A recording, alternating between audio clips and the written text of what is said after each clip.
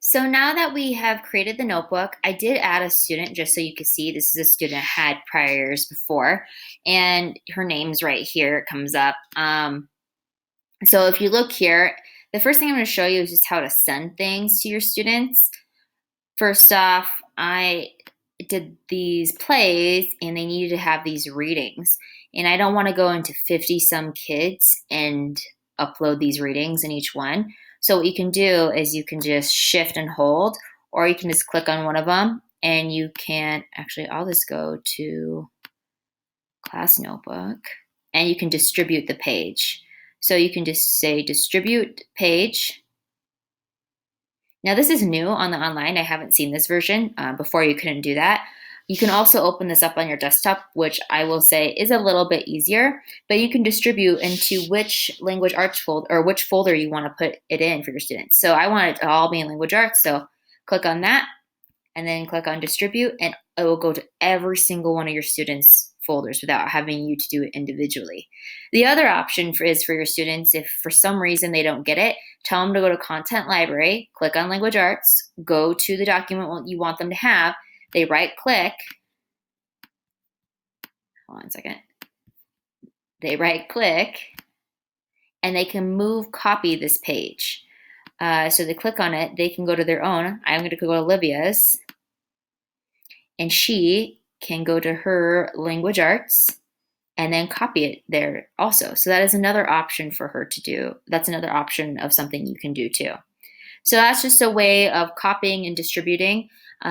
Later on, I would just say I would have your students and yourself just play within OneNote to see what you can do. Check out the tools up here. There's so many different things you can do, but I'm just going to give you kind of a more fast forward of how you can utilize it within your classroom. I'll give it to you to discover it a bit more yourself. So next is creating an assignment, and I created these playlists. Now I'm going to close this out and go to my desktop version so you can have a better view of it, of the OneNote. So I created these playlists in OneNote and these little check boxes so they can actually check it off. And I differentiate depending on their ability and their ability. Like they may have a high ability, but they may move at a bit of a slower pace. So it kind of varies there. So these are the different things they can do in their center time that I have. And I want them to show me that they completed it. A lot of kids are able to click on or write a check mark. But I noticed within the past years, it doesn't always correlate to what they actually have done. So what I'm going to have my students do this next upcoming year is they're going to have to take screenshots and post it down here, the picture of, let's say, Spelling City. They're going to have to show me that they completed all the lessons. They may not be able to see their test score, but at least post that they got the lessons done. Fluency, they won't be able to do that. I'll have to look at that physically myself. But Road to Success, they can show me how many minutes they have, and I can see the graph that they did it. If I have Utah Compose in here, showing me that they submitted it, and then early finishers. This one I don't care about as often. This is just early finishers. They don't need to snapshot that for me. But going back to teams, just want to show you that here. If I go to click on assignments right here on the side, or even at the top, but now this is all in the general, remember, general. You click on that, and I want this to be assignment. So it's easy for them to remember, and it's easy for me to find it. So I don't have to go into each notebook. I can click on create, new assignment,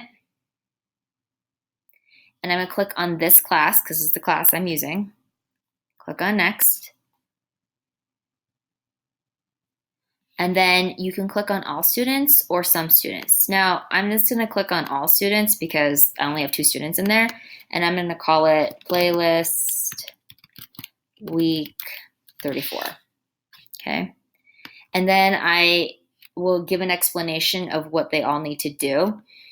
Actually, I'm gonna go, sorry, just give me a second. I'm gonna go to the assignments. I'm gonna copy it from another group because I like it. For this group, I'm gonna click on edit. So this is kind of the directions I would have. Go into your playlist folder in your own notebook. Make sure to check off all the items you complete. Take a snapshot and put it in your playlist to show you completed that assignment, and so on and so forth. It's gonna update that one, sorry. gonna go back. All right, so I'm gonna go back to this group. I'm gonna add that in here so they can see that. I'm gonna change the date to August 9th. And I'm gonna change the time. For me, depending how nice I feel that week, I'll sometimes let them, if they get done with their tests, complete their work up until lunchtime. So that'll be 11:30. And then I will take late in points, 10 points. Now I want to add the resource. So if you click on this, it's kind of nice. You can upload a file, you can add a link, or you can use something in your class notebook or my OneDrive since I'm connected to Office 365. So I'm going to go into class notebook, go into content library, playlist, give it a second. And then for these students, I'm gonna click on this playlist and I want this to go into their playlist folder. So this will then be copied and go into their playlist folder. So now here is another way of them getting their playlist. This way will automatically for sure. And if the OneNote's a little too confusing for you to do it from that way, this is another option. But I like this because this ties to an assignment. So it will be an easy way to remember and an easy way for you to check.